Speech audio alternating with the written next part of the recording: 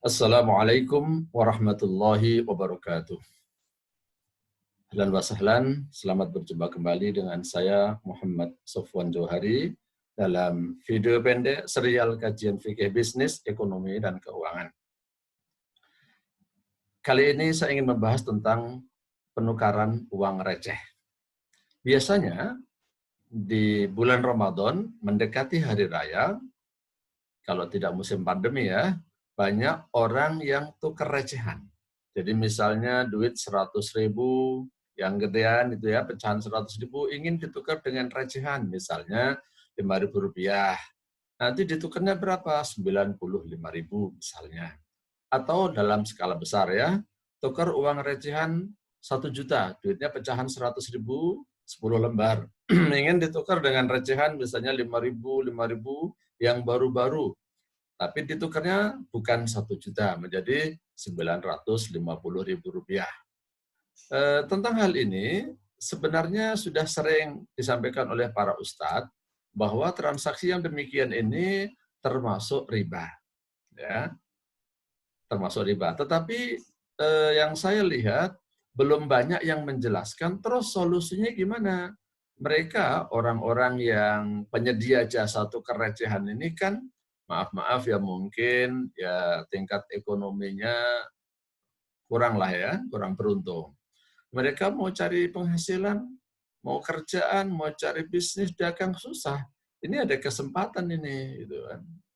Dan yang menukar seperti ini juga biasanya maaf orang yang tidak terlalu familiar pergi ke bank. Kalau orang yang familiar pergi ke bank, yang bank friendly istilahnya ya, artinya sudah akrab dengan bank, dia akan nuker di bank biasanya. Karena kalau dia tukar di bank, akan ditukar apa adanya. Duitnya baru-baru kinclong lagi ya. Dan saya tahu bahwa Bank Indonesia atau BI juga sebenarnya tidak merestui transaksi tukar recehan dengan model yang tidak sama nilainya. 1 juta ditukar dengan 950.000 gitu misalnya. Itu tidak merestui. Makanya Bank Indonesia suka mengadakan semacam operasi gitu ya, mengadakan counter atau di mana gitu yang mau tukar recehan kepada Bank Indonesia lewat mobil-mobil keliling supaya masyarakat tidak dirugikan dalam transaksi seperti ini. Nah, mengenai hukum tukar recehan yang seperti ini termasuk kategori riba, memang benar ya, bahwa kalau mau tukar recehan, uang rupiah dengan rupiah itu nilainya harus sama. Kalau rupiah dengan mata uang asing, misalnya rial ya, atau dinar Kuwait, atau dirham Emirat Arab, atau mata uang negara yang lain, ringgit Malaysia, atau dolar Brunei misalnya. Kalau tukar rupiah dengan mata uang yang lain, itu sudah saya sampaikan dalam kajian tentang hukum jual beli falas. Itu boleh tidak sebanding, harganya berapa aja silakan, tapi kalau mata uangnya sama, maka harus nilainya itu harus sama. 1 juta ditukar dengan 1 juta, 100.000 ditukar dengan 100.000. Kalau tidak, maka itu termasuk riba. Hal ini berdasarkan hadis Rasulullah Shallallahu Alaihi Wasallam dalam Sahih Bukhari, ya, hadis nomor 2175 menyatakan, la tabi'udz dzahab bidzahab illa sawa'an bisawain, wal fiddata bil fiddati illa sawa'an bisawain, wa bi'udz dzahab bil fiddah wal fiddata bidzahab kaifa syi'tum. Artinya, janganlah kamu menjual emas dengan emas kecuali sama kuantitasnya. Dan jangan kamu jual perak dengan perak kecuali sawaan bisawain, sama kuantitasnya. Nilainya, angkanya, nominalnya, jumlahnya sama. Wa bi'udz dzahabil fiddah, dan juallah emas dengan perak atau wal fiddah bidzahab, perak dengan emas, kaifa syi'tum, sesuka kamu. Emas dan perak dalam konteks ini adalah mata uang yang ada di zaman Nabi. Ada dinar, ada dirham. Dinar emas, dirham perak. Zaman sekarang ini ada negara yang menggunakan mata uangnya namanya dinar Kuwait, dan dirham itu Emirat Arab. Tetapi itu uang biasa, uang kertas ya. Jadi yang dimaksud dalam dinar yang dalam hadis itu maksudnya adalah dinar emas, kalau perak itu dirham. Nah, kalau kalian tukar emas dengan emas, artinya dinar dengan dinar. Kalau kalian tukar perak dengan perak, jual perak dengan perak, jual dirham dengan dirham ataupun jual dinar dengan dinar, maka syaratnya adalah harus sama kuantitasnya. Tapi kalau berbeda antara emas dengan perak, dirham dengan dinar, maka boleh tidak sama kuantitasnya. Emas kita kiaskan dengan mata uang yang rada mahal lah ya, misalnya dolar Brunei. Perak ini kita kiaskan dengan kita sekarang rupiah. Nah, jadi oleh sebab itu kalau kita mau tukar recehan, tukar aja ke bank supaya tidak termasuk riba. Nah, sekarang gimana solusinya?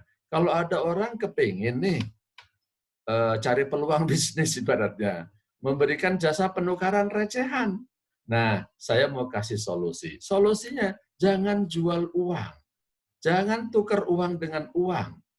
Hendaknya apa? Jual barang. Misalnya nih, saya kepingin sebagai orang yang jualan uang recehan. Nggak boleh. Solusi gimana? Saya misalnya jualan makanan aja. Saya jualan makanan, jualan minuman, jualan pulpen, atau jualan souvenir apa aja. Misalnya udah saya paket-paketin. Pokoknya saya ini jual barang serba Rp50.000. Mahal-mahal dikit nggak apa-apa. Misalnya saya jual pulpen, ya, isinya 10 atau isinya 5, itu kan, ini Rp50.000. Nanti kalau orang membeli kepada saya Rp50.000 dengan uang 1 juta, akan saya kembalikan Rp950.000, duitnya recehan. Atau kalau misalnya yang rada kecil nilai nominalnya, saya jualan air minum dalam kemasan, saya jual satunya 10.000 atau saya jual 5.000, terserahlah masalah harga ya. Nanti kalau orang bayar 100.000, nanti dapat kembalian misalnya 90.000 atau 95.000, duitnya baru-baru. Ya, jadi kita rubah transaksinya dari jualan uang menjadi jualan barang. Makanya yang kita jual barangnya harus variatif, banyak maksud saya. Supaya apa? Orang itu ketika datang kepada kita, niatnya benar-benar untuk membeli barang, bukan untuk menukar uang. Mungkin dia ada tujuan tambahan, tukar uang, nggak apa-apa. Tapi dia mungkin butuh air minum, mungkin butuh gorengan, mungkin butuh pulpen, mungkin butuh yang lain, silakan beli barang saya. Kalau beli barang kepada saya nih, ada kelebihannya. Kelebihannya apa? Nanti kembalian dari saya uangnya tak kasih recehan semua. Dan duitnya baru-baru recehan lagi. Nah, dengan cara seperti ini, maka insya Allah ini menjadi transaksi yang halal. Karena ini bukan jual beli uang dengan uang, bukan jual beli emas dengan emas, bukan jual beli dinar dengan dirham, bukan rupiah dengan rupiah, tapi hakikatnya yang kita rubah. Ya, ini namanya inovasi dan kreativitas dalam berbisnis. Kan saya sudah sering sampaikan bahwa kaidah di dalam berbisnis itu adalah al-aslu fil muamalat al-ibahah. Pada dasarnya berbisnis itu mubah, ya. Tapi eh, tidak berarti bahwa semuanya itu mubah. Mubah kalau tidak melanggar rambu-rambu. Rambu-rambu yang harus kita jaga adalah maisir, gharar, dan riba. Boleh kreatif, boleh inovatif, menciptakan model-model bisnis baru, tapi jangan sampai terjerumus ke dalam maisir, perjudian, gharar, ketidakjelasan, ataupun riba. Tambahan yang batil itu namanya riba. Dalam konteks jual beli uang, maka hadisnya ini yang menjadi rujukan terpenting bagi kita semua. Hadis ini banyak sekali sebenarnya, di dalam Sahih Bukhari ada, Sahih Muslim ada, dan kitab-kitab yang lain ada. Di antaranya sebagai penutup saya tambah perkuat hadisnya dengan yang masih sama diriwayatkan oleh Imam Bukhari juga. Rasulullah bersabda, "Adz-dzahabu bidz-dzahab mithlan bimithlin wal wariku bil wariki mithlan bimithlin." Emas yang ditukar dengan emas, yakni dinar yang ditukar dengan dinar, dolar yang ditukar dengan dolar harus mithlan bimithlin, sama ukurannya, wal wariku bil wariki, dan perak yang ditukar dengan perak, dirham yang ditukar dengan dirham, rupiah yang ditukar dengan rupiah, mithlan bimithlin, itu harus sama ukurannya. Demikian yang bisa saya sampaikan, mudah-mudahan bermanfaat ya.